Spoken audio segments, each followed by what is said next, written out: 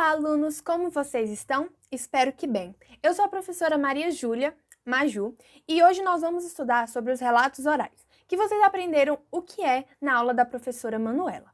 Anteriormente, vocês estudaram a visão que os jornais tinham a respeito da mudança da capital para o Planalto Central, certo? Hoje, nós vamos ver como essa população que já morava aqui via. De maneira especial, vamos ler a entrevista de duas mulheres que nasceram, cresceram e viveram no Planalto Central bem antes de Brasília ser construída. A primeira é Maria Violeta Guimarães. Ela nasceu no dia 19 de novembro de 1934 em Planaltina, filha de Nair Guimarães e Benjamin José Vieira, mas foi criada pela sua avó, Ângela Guimarães. Vamos ler juntos o que ela diz sobre a sua cidade na infância. Era uma maravilha que era uma tranquilidade. Você podia ir de uma casa para outra, nada acontecia, tinha acontecimento nenhum.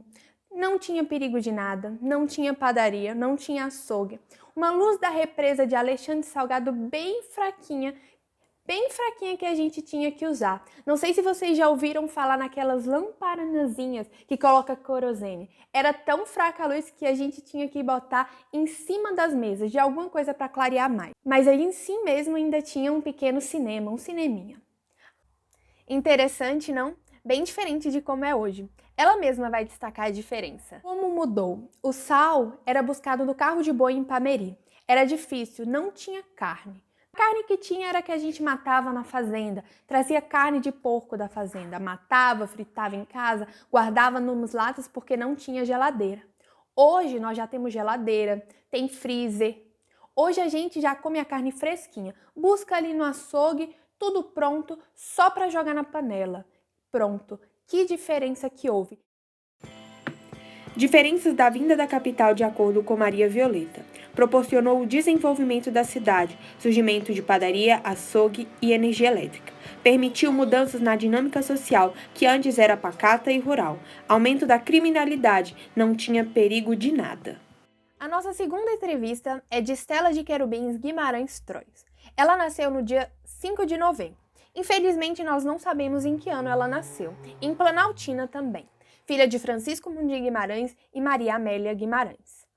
Ela foi uma importante professora no Planalto Central. Ela organizou as primeiras escolas de Brasília, que em primeiro lugar foram montadas na Candangolândia para os filhos dos que vieram construir Brasília, e depois foi dar aula na escola classe da 308 Sul.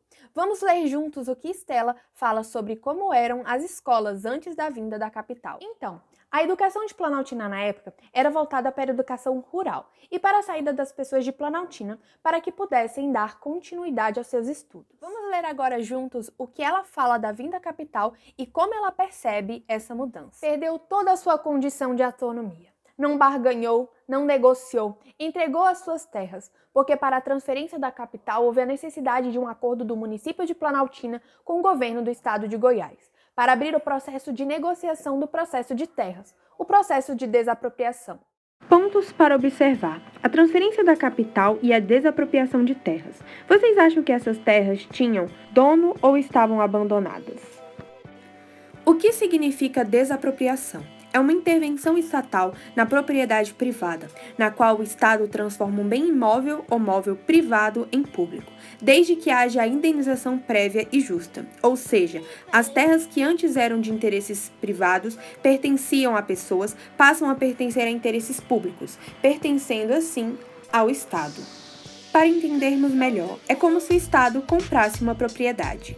Planaltina cedeu tudo, e durante os primeiros anos ela foi massacrada, porque com os olhos voltados para construir Brasília, ela perdeu linha. Até a parte de comunicação via correios, o campo de aviação que serviu inicialmente depois. Porque ela ficou na expressão legítima do nome de uma satélite. Levaram-se alguns anos até que ela fosse incorporada.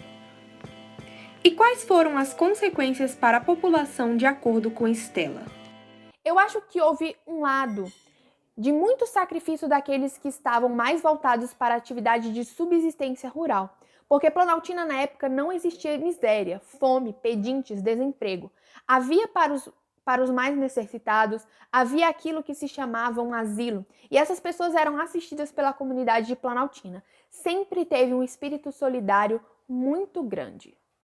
Então aquelas pessoas, os pequenos proprietários de terras que viviam da subsistência do cultivo da terra, da venda do porco, da galinha, do gato, esse foi, na minha visão, extremamente sacrificado, porque o que ele cedeu nas terras para a desapropriação não deu para comprar nenhum décimo de uma fração de um terreno no plano piloto, e muito menos uma casa em Planaltina.